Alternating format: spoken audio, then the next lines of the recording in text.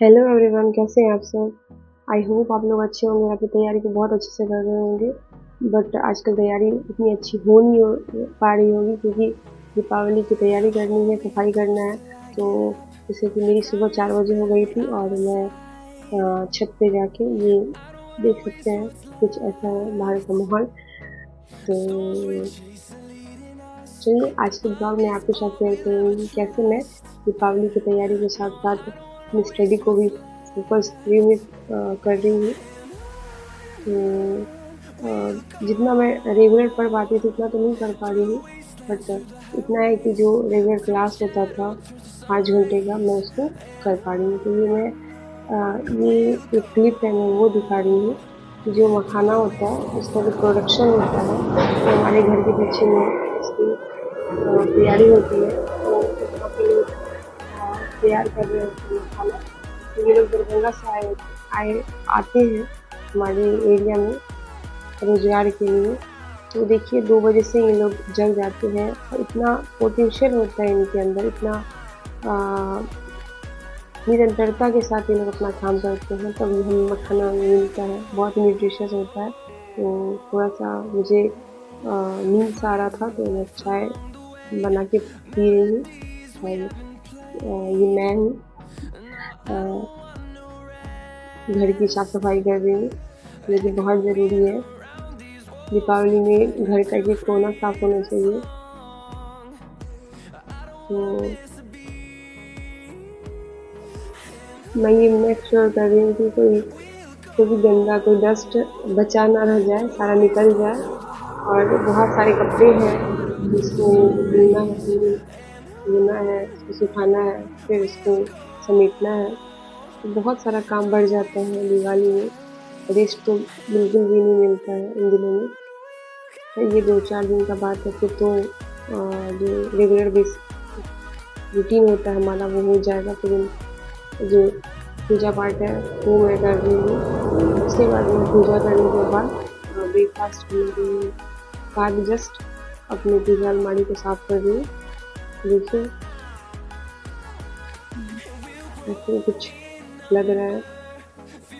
कड़ी मेहनत के बाद, 2-2.5 घंटे की मेहनत के बाद मेरा अलमारी सेट हो चुका है, सारा सामान व्यवस्थित हो गया। अब दिवाली की तैयारी के लिए मेरा पूजा अलमारी रेडी है। तो बहुत सारा काम बचा हुआ है पेंडिंग, जिसको मैं मतलब डिवाइड कर रही हूँ। आज मुझे ये करना है, वो करना है, नहीं तो फिर वो बर्डन हो जाता है। तो देखिए मुझे बहुत थकान हो रही है और मैं थोड़ा सा कुछ चाय पी लूँगी। तो फाइनली स्टार्ट हो गया मेरा स्टडी ब्लॉग। तो आज का जो मेरा टॉपिक है वो है निबंध का। जो 69 बीपीएससी में पूछा गया है, वो आधुनिक संचार क्रांति में संचार साधनों और टेक्नोलॉजी के प्रति जागरूकता में क्रांतिकारी रूप से वृद्धि की है। इसको सर बता रहे थे लिखने के लिए, तो मैं शेयर कर रही हूँ आप लोगों के साथ। तो एक्चुअली संचार का अर्थ क्या होता है, कि जो दो व्यक्तियों के बीच संवाद कायम करना, जो संवाद कायम करने का जो साधन होता है, साधनों के जरिए जो संवाद कायम किया जाता है उसे हम संचार कहते हैं। तो जैसे संचार के उदाहरण क्या क्या है, पत्र, पत्रिकाएं, टेलीफोन, ईमेल इत्यादि। तो संचार के साधनों में आमूल परिवर्तन हो जाए तो इसे संचार क्रांति कहते हैं। 1990 के पहले संचार साधनों के अंतर्गत मुख्यतः डाक और तार व्यवस्था, टेलीफोन, रेडियो, पत्र पत्रिकाएं आदि आदि आती थी। बट 1990 के बाद मोबाइल और इंटरनेट के आगमन के साथ ही सूचना जगत में क्रांति आ गई। क्रांति एक ब्रॉड लेवल के परिवर्तन को कहा जाता है। संचार तीव्र हो गया, प्रभावी हो गया, प्रभावशाली हो गया, बहुआयामी हो गया। इसने हमारे जीवन में कि हर आयाम को प्रभावित किया।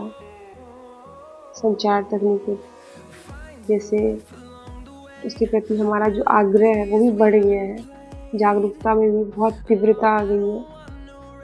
और संचार भी बहुत टाइप के होते हैं, जैसे प्राचीन काल में भाषा लिपि, कबूतर, घोड़े, शंख, महाभारत काल में जो शंखनाद किया जाता था अ, युद्ध के आरंभ होने के पहले, ये भी तो संचार का ही उदाहरण है।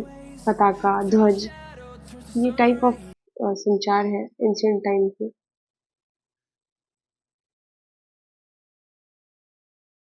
बात इंटरनेट की करते हैं तो इंटरनेट की शुरुआत जो भारत में हुई 1995 में, जब इंटरनेट मोबाइल सेवा हमने इंट्रोड्यूस किया था।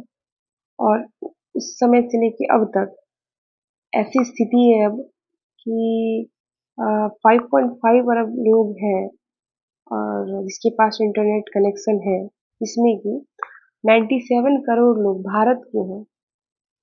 यहाँ पे एक ऐसा है कि मानव जीवन का एक अमूल मतलब अभिन्न हिस्सा बन चुका है इंटरनेट। लोगों में इंटरनेट अ, की इतनी लत है या इतनी आवश्यकता या ज़रूरत है कि एक वाक़या सामने आया था जब महाकुंभ का आयोजन हुआ था, तो वहाँ पे एक दातुन बेचने वाला लड़का था, तो उससे भी जब अपनी पहली कमाई हुई थी, तो उसने जब खरीदारी की थी, तो उसने फ़ोन ही खरीदा था। और यह हमारे समाज की, बुजुर्गों के, ग्रामीण निरक्षर तबके के लोगों के लिए भी यूट्यूब, फेसबुक, इंस्टाग्राम, जो भी सोशल मीडिया है, उससे जुड़े हुए हैं, आनंद उठा रहे हैं उसका। और हमारे बुजुर्ग भी इस तकनीक को सीख लेना चाहते हैं और नई पीढ़ी तो लगातार इस तकनीक पे अपडेट होती ही रहती है। तो यही है, तकनीकों के को लेकर जागरूकता समाज में मौजूद, क्रांतिकारी जागरूकता नहीं होती है। ये एक दिन की बात नहीं है, इसमें बहुत सारा समय लगा है। That's it. तो देखिए, अपनी नींद चैन को गवा के मैं घर के काम और पढ़ाई को भी टाइम दे रही हूँ। आज के ब्लॉग में इतना ही। वीडियो अच्छा लगा हो तो लाइक करिए।